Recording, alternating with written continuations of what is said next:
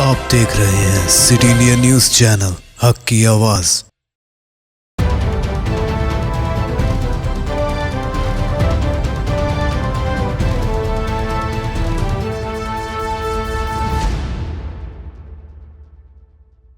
अस्सलामुअलैकुम नाजरीन, city India news के खबरनामा हक से महबूब नगर में आपका इस्तकबाल है।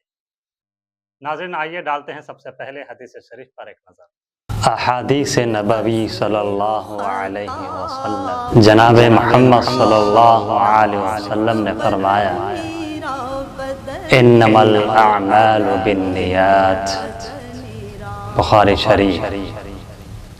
अमाल का दारोमदार नियत पर है।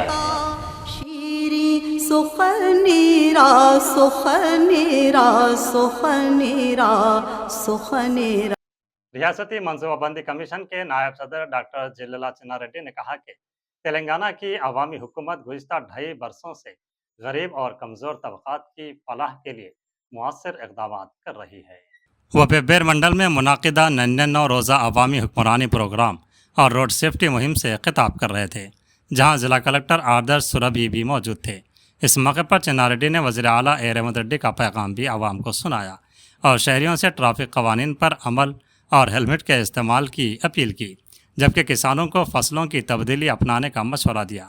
ज़िला कलेक्टर ने कहा कि हुकूमत की फलाह स्कीमों जैसे किसान कर्ज माफ़ी, रैतु भरोसा और मुफ्त बिजली से आवाम को फ़ायदा पहुँच रहा है। उन्होंने बताया कि इस साल सड़क हादसात में 26 अमवात हुई, जिसके पेश नज़र एहतियात ज़रूरी है। तकरीब में मुख्तलिफ महकमों के अफसरान और अवामी नुमाइंदे भी शरीक थे। ఇంకా మాకు డబ్బు కావాలి, ఇంకా మాకు మంచినీళ్ళు కావాలి, ఇంకా మాకు మురుగునీరు పోయే వ్యవస్థ కావాలి, పాఠశాల కావాలని అడుగుతూ ఉన్నాం. మొదటి నుంచి ఉండే వాళ్ళు కంటే సక్రమంగా డబ్బులు ఖర్చు పెట్టింటే ఇవాళ ఎవరిని అడుక్కునేటువంటి పరిస్థితి రాకుండా అనే మాట కూడా నేను మీకు మనవి చేస్తున్నాను. అంటే దయచేసి మీ అందరితో నా మనవి, అధికారులతో కూడా నా మనవి, ప్రాపర్గా గైడ్ చేయండి. మేము గతంలో ఇన్నేవాళ్ళం, మన స్వాతంత్రం వచ్చిన రోజుల్లో అవినీతి లేదు. ఆ రోజు మహాత్మా గాంధీ గారు, పండిత్ జవహర్లాల్ నెహ్రూ గారు, సర్దార్ వల్లభాయ్ పటేల్ గారు, సుభాష్ చంద్రబోస్ గారు, మౌలానా ఆజాద్ గారు, ఇలాంటి మహా గొప్ప నాయకులు ఉన్నారు. ఎవరిపైన ఈనాడు కరప్షన్ చార్జెస్ వింటూ ఉన్నామా? ఈరోజు ఇందిరాగాంధీ గారు ఉన్నారు, అదే మాదిరి రాజీవ్ గాంధీ గారు ఉన్నారు, అదే మాదిరి ఈరోజు రాహుల్ గాంధీ గారు ఉన్నారు. వాళ్ళపైన పెద్ద ఆరోపణలు వస్తున్నాయా? అందుకనే నేను అంటుందేమంటే, మొదటి తరం నాయకులు చాలా నిజాయితీగా దేశం గురించి వాళ్ళు పనిచేసినారు, దేశం గురించి ప్రాణ త్యాగం ఇచ్చినారు, ఆస్తులు త్యాగం ఇచ్చినారు, వాళ్ళు సుఖాలు వదులుకున్నారు. ఇలా స్వాతంత్రం వచ్చింది కాబట్టి దేశం గురించి బాధపడాలి అనేటువంటి ఆలోచన వాళ్ళకి వచ్చింది. కానీ తర్వాత వచ్చేటువంటి నాయకులు స్వాతంత్ర ఉద్యమం, స్వాతంత్రం వచ్చిన తర్వాత వచ్చినటువంటి ఆ ఫలాలు వాళ్ళు ప్రజలకు కాకుండా మనమే తిందామనేటువంటి ఆలోచన వాళ్ళకి వచ్చిందనేటువంటి మాట కూడా మీతో మనం చేస్తున్నాను. ఇలా అధికారులు కూడా మొదలు చాలా సిన్సియర్గా ఉండేటువంటి వాళ్ళు, కానీ తర్వాత అధికారులే నాయకులకు కాదు ఇక్కడైతే బాగా దొరుకుతాయి, ఇక్కడైతే తక్కువ దొరుకుతాయి అనేటువంటి మాట చెప్పే ప్రయత్నం చేస్తూ ఉన్నారు. అందుకని అధికారులు, ఈనాడు ప్రజాప్రతినిధులు నిజాయితీగా పనిచేస్తే భారతదేశానికి తిరుగు లేదనేటువంటి మాట కూడా నేను మనం చేస్తాను. ఇక దయించి వనపర్తి నియోజకవర్గం వరకు మనం సక్రమంగా పనిచేసే ప్రయత్నం చేద్దామా? తప్పకుండా మీకు వచ్చే నిధులు సక్రమంగా ఖర్చు పెట్టండి. తక్కువ అయితే మన కలెక్టర్ గారిని అడుగుదాం, నేను తీసుకొస్తాను. మీకు వచ్చిన నిధులు తక్కువ, మనం తప్పకుండా ప్రయత్నం చేద్దాం అనేటువంటి మాట నేను సవినిగా మనం చేస్తున్నాను. దాని తర్వాత ప్రజాపాలన, ప్రజా ప్రణాళిక ఉద్దేశం కూడా అదే. ప్రణాళిక అంటే ఏంటి? ప్లానింగ్. నేను ప్లానింగ్ డిపార్ట్మెంట్లో ఉన్న, వైస్ చైర్మన్గా ఉన్న, సీఎం గారు చైర్మన్, నేను వైస్ చైర్మన్. వచ్చే నిధులను కూడా ఏ డిపార్ట్మెంట్కి ఎన్ని పంపాలి, ఎక్కడ ఎంత ఎక్కువ ఖర్చు పెట్టాలి, ఎక్కడ తక్కువ ఖర్చు పెట్టాలి, అవన్నీ ప్లాన్ చేసుకుంటాం మొదలే. మీరు కూడా మాదిరిగా ప్లాన్ చేసుకోవాల్సిన అవసరం ఉందనేటువంటి మాట కూడా మీరు, అంటే ఇలా గ్రామ సర్పంచ్గా ఉన్నారు, మీరే ఎమ్మెల్యే కావచ్చు, మీరేమన్నారుగా ఇది ఒక ట్రైనింగ్ అనుకోండి. మీరు ఆ విధంగా వచ్చిన నిధులు మీ మున్సిపల్ కమిషనర్ గుర్తుపెట్టుకోండి, మీ ఎంపీడీఓని గుర్తుపెట్టుకోండి, ఎన్ని నిధులు వచ్చినాయమ్మా, ఎక్కడ అవసరం ఉంది, ఎక్కడ ఖర్చు పెట్టాలి అనేటువంటి ప్రణాళిక మీరు రాసుకుంటే, కరెక్ట్గా రాసుకుంటే తప్పకుండా జరుగుతుందనేటువంటి మాట కూడా నేను మనం చేస్తూ ఉన్నాను. అందుకనే పేద ప్రజలకు ఏ ప్రభుత్వం అయినా కట్టుబడి ఉండాలి. బలహీన వర్గాలకు, ఎస్సీ ఎస్టీ బీసీ మైనారిటీ వర్గాలకు మనం తప్పకుండా వాళ్ళకి సేవ చేయాల్సిన అవసరం ఉంది. ఎందుకంటే మిగతా కులాలతో సమానంగా వాళ్ళు ఇంకా రాలేదు, విద్యలోనూ అన్ని విషయాలు కూడా రాలేదు. వాళ్ళ సంక్షేమం ప్రభుత్వం యొక్క ప్రధాన ధ్యేయంగా పనిచేస్తేనే మనకు సార్థకత ఉంటుంది, కొంతకాలం మనం పనిచేయగలుగుతాం అనేటువంటి మాట కూడా నేను సవినీగా పనిచేస్తున్నాను. అదేవిధంగా ఈరోజు మనకు మార్చి 6వ తేదీ నాడు ఈ కార్యక్రమం మొదలైంది. దాదాపుగా జూన్ 12వ తారీఖు వరకు ఈ కార్యక్రమం జరగబోతూ ఉంది. అంటే ఎండాకాలం మొదటి నెలలో మొదలై మీకు ఎండాకాలం అయిపోయిన తర్వాత వర్షాలు పడుతున్నటువంటి సందర్భంలో జూన్ 12కి అయిపోతుంది. ఈ ఎండాకాలం అంతా కూడా ఎండ అనుకోకుండా వార్డులలో, గ్రామాలలో, వీధులలో తిరిగి ప్రజల అవసరాలు గుర్తించి తప్పకుండా వాటిని పరిష్కరించే ప్రయత్నం చేద్దాం. మనం చివరగా జూన్ 12 కార్యక్రమం ఉంటుంది కాబట్టి జూన్ 2కేమో రాష్ట్ర స్థాయిలో పెద్ద బహిరంగ సభ ఉంది. దాని తర్వాత రేపు 22 అనుకుంటా నేను, ఏదైతే మున్సిపాలిటీ ఉందో, ఏదైతే గ్రామ పంచాయతీ ఉందో, మనకి ఆ కేంద్రం ఇచ్చే నిధులు కానీ రాష్ట్రం ఇచ్చే నిధులు కానీ సక్రమంగా 5 సంవత్సరాలు ప్రతి నయా పైసా పక్కకు పోకుండా ఖర్చు పెడితే ఆ గ్రామం యొక్క అవసరం, ఆ వార్డు యొక్క అవసరం, పట్టణానికి అవసరం తీరుతుందనేది నా నమ్మకం. మన స్వాతంత్రం వచ్చి ఎన్ని రోజులే? 79 సంవత్సరాలు అయింది. గ్రామాల నుంచి చేరానికి వస్తారు, గ్రామాల నుంచి ప్రతి పని కూడా ఇక్కడికే వస్తారు, అన్ని విషయాలు గమనిస్తూ ఉంటారు, అన్ని విషయాలు చక్కగా మాట్లాడగలుగుతారు మీరు అనేటువంటి మాట కూడా నేను మనం చేస్తున్నాను. ఇంకొక శుభవార్త ఏమంటే ఈరోజు పార్లమెంట్ మొదలైంది. 16, 17, 18 3 రోజులు పార్లమెంట్ జరగబోతూ ఉంది ప్రత్యేక సమావేశాల్లో. మన ముఖ్యమంత్రి రేవంత్ రెడ్డి గారు కూడా వారు మన పార్లమెంట్ సభ్యులకు తగిన సూచనలు, సలహాలు ఇవ్వడానికి ఢిల్లీలో వారు కూడా చేరుకోవడం జరిగినది. ఈ పార్లమెంట్లో డీలిమిటేషన్ బిల్ పెట్టబోతున్నారు. పెద్దేరు నియోజకవర్గం కాబోతుంది. పెద్దేరు నియోజకవర్గం కాబోతుంది. కొంతమంది అంటున్నారు ఏదో చిన్నబ్బాయి చేస్తాడు ఒకైనా అని, లేకపోతే మన ఐదో చేస్తున్నాడు ఒకైనా కాదు, పెద్దేరే అవుతుంది. పెద్దేరే అవుతుంది. అందుకని పెద్దేరు నియోజకవర్గం అవుతుంది. నేను ఈ సందర్భంగా మీతో నా మనవి, ముఖ్యంగా మున్సిపాలిటీ వాళ్ళతో నా మనవి, నేను కేవలం పెద్దేరు మున్సిపాలిటీ కాదు, వనపర్తి మున్సిపాలిటీ కాదు, నేను హైదరాబాద్లో కూడా చూస్తూ ఉన్నా. పర్మిషన్లు ఇచ్చేటప్పుడేమో కక్కుర్తి పడి చిన్న చిన్న రోడ్లకు పర్మిషన్లు ఇస్తా. కొంచెం జనాభా పెరుగుతూనే, కార్లు పెరుగుతూనే, మోటార్ సైకిల్ పెరుగుతూనే ఆ ఇల్లు కూలగొట్టడానికి ప్రభుత్వం ఎంత కంపెన్సేషన్ ఇస్తుంది, ఎంతమందిని అడుక్కోవాల్సి వస్తుంది, ఎంతమంది కోర్టుకు పోతే కోర్టులలో కొట్టాడాల్సి వస్తుంది.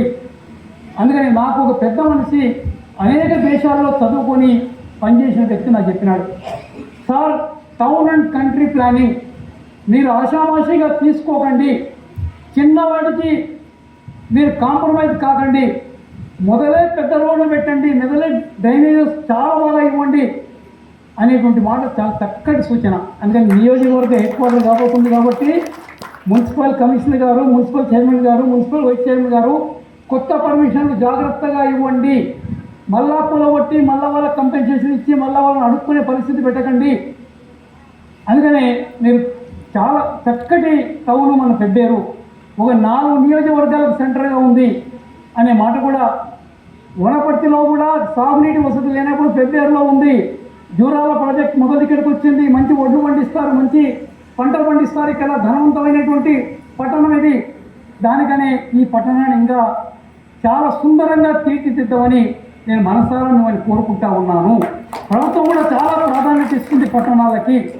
మీకు పట్టణాల్లో కావాల్సింది మంచి రోడ్లు కావాలి, మంచి మురుగునీరు వ్యవస్థ కావాలి, మంచి త్రాగునీరు వ్యవస్థ కావాలి, మంచి వీధి లైట్ ఉండాలి, డివైడర్స్ ఉండాలి, దాని తర్వాత మంచి చదువుకోవడానికి పాఠశాలలు ఉండాలి, మంచి హాస్పిటల్ ఉండాలి, ఉపాధి అవకాశాలకు ఏదైనా ఫ్యాక్టరీలు పెట్టేటువంటి అవకాశం పట్టణాల్లో ఉండాలని మనం చెప్పడం కోరుకుంటాం. ఆ విధంగా మన ముఖ్యమంత్రి గారు చాలా పెద్ద ఎత్తున ఆలోచన చేస్తూ ఉన్నారు. ఈరోజు చాలా 24 గంటలు పనిచేస్తూ ఉన్నారు రాష్ట్ర అభివృద్ధి గురించి అనేటువంటి మాట కూడా నేను సవినీగా మనం చేస్తున్నాను. అందుకనే ప్రజాపాలన ఇవాళ శ్రీనివాస్ గౌడ్ గారు మీ అందరితో ఓట్లు వేసుకొని గెలిచిన వారే, సుమిత్రమ్మ మీతో ఓట్లు వేసుకొని గెలిచినటువంటి వాళ్ళే, మిగతా కౌన్సిలర్స్ అందరూ మీతో ఓట్లు వేసుకొని గెలిచినటువంటి వాళ్ళే, సర్పంచ్లు కానీ ఉప సర్పంచ్లు కానీ వార్డు మెంబర్లు కానీ మీతో ఓట్లు వేసుకొని గెలిచినటువంటి వాళ్ళే. వాళ్ళు ఓటు వేసిన తర్వాత మీరేం చేయాలి? పట్టణాన్ని కాపాడాలి, పట్టణానికి కావాల్సిన అన్ని వసతులు కల్పించే బాధ్యత మీది. అనే మాట నేను మనవి చేస్తున్నాను.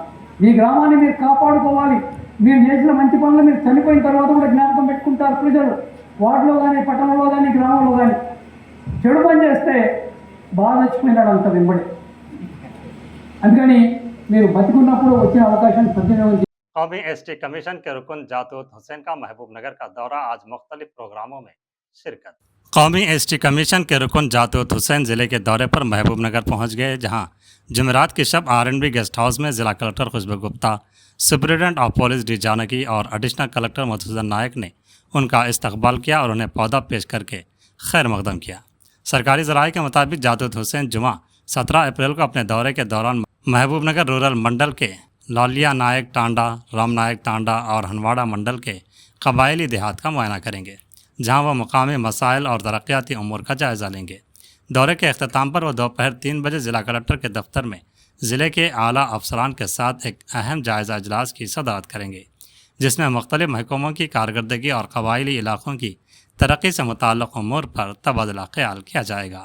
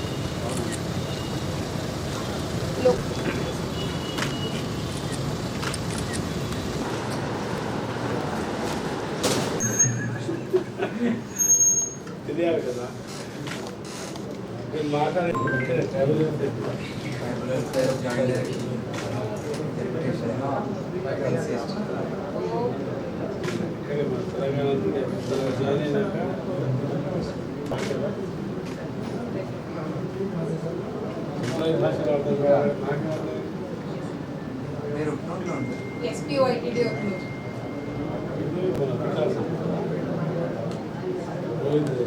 there was a chat.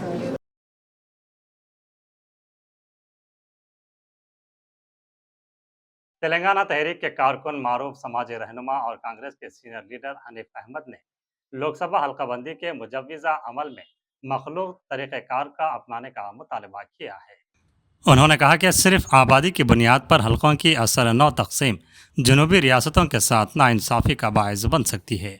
Media से गुफ्तगू करते हुए हनीफ अहमद ने कहा कि हल्काबंदी के अमल में आबादी के साथ साथ रियासतों की मुआशी तरक्की, शराखवानदगी और जोग्राफियाई वसाअत जैसे अवामिल को भी शामिल किया जाना चाहिए। उनके मुताबिक मुजव्विज़ा इजाफे के बाद लोकसभा के नशिस्तें 543 से बढ़कर 850 हो जाएंगी, जिसमें 397 नई नशिस्तें शामिल होंगी। उन्होंने तजवीज़ पेश की कि नई नशिस्तों में से 50% आबादी और बाकी 50% मुआशी तरक्की की बुनियाद पर तकसीम की जाएँ। उन्होंने मज़ीद कहा कि इस वक्त शुमाली रियासतों को जनूबी रियासतों के मुकाबले में नुमायाँ बढ़तरी हासिल है और यही रियासतें मरकज़ में हुकूमत साजी में कलीदी किरदार अदा कर रही हैं। उनके बकौल मौजूदा सूरत हाल में जनूबी रियासतों की शमूलियत के बग़ैर भी हुकूमत की तश्कील मुमकिन है, जो वफाकी निज़ाम के उसूलों के मुनाफी है। हनीफ अहमद ने ख़वातीन के लिए 33% रिजर्वेशन के तहत तमाम तबक़ात को नुमाइंदगी देने पर भी जोर दिया। उन्होंने कहा कि मुजव्विज़ा 850 नशिस्तों में से तकरीबन 280 नशिस्तें ख़वातीन के लिए मुख्तस होनी चाहिए, जिनमें SC, ST, BC, मुस्लिम, अक़लियती और कबायली ख़वातीन को भी मुनासिब हिस्सा दिया जाए। उन्होंने मुतालबा किया कि हल्काबंदी बिल और ख़वातीन रिजर्वेशन बिल को अलग अलग पेश किया जाए। उनका कहना था कि दोनों बिलों को एक साथ पेश करना अपोजिशन को दबाव में लाने की कोशिश हो सकती है।